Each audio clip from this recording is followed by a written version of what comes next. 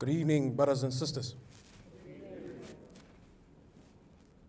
I am delighted to inform you that your humble servant is as happy in suffering for you, and our cause is possible under being viciously outraged by a group of plotters who have connived to do their worst to humiliate you through me in our fight for true emancipation and Africa redemption.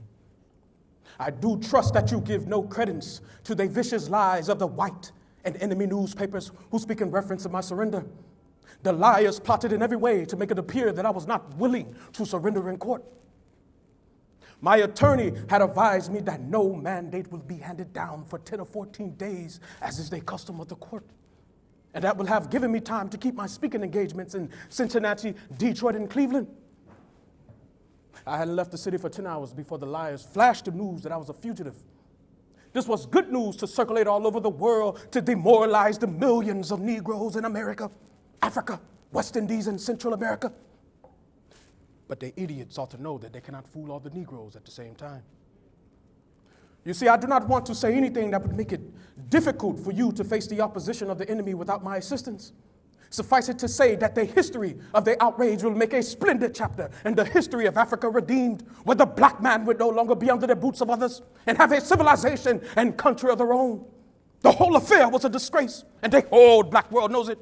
We should not forget, our day may be 50, 100, or 200 years ahead. But let us work, watch, and pray, for the civilization of injustice is bound to crumble and bring down destruction upon the heads of the unjust. Our Arab and Rafian friends will be ever vigilant as the rest of Africa and ourselves should be. Be assured that I have planted well a seed of Negro and black nationalism which can never be destroyed by the foul play that has been meted out to me.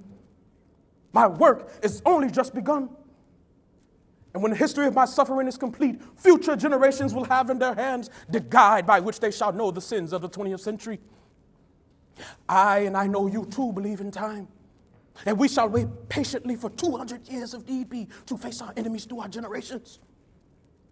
When my enemies are satisfied in life or death, I shall come back and serve even as I have before. In life I shall be the same. In death I shall be a terror to the foes of Negro liberty. If death has power, then count on me in death to be the real Marcus Garvey I would like to be. Whether I may come back in an earthquake, or cyclone, or plague, or pestilence, or however God may have me, then be assured that I will never leave you deserted and let your enemies triumph over you. Would I not die a million deaths for you? Would I not, like my best ghost, walk this earth forever for you? Would I not give the whole world an eternity for you? Then why be sad? Cheer up. And be assured that if it takes a million years, the sins of our enemies shall face the million generation of those who hinder or oppress us. If I die in the land of my work, only then just begins. For I shall live in the physical or spiritual to see the day of Africa's glory.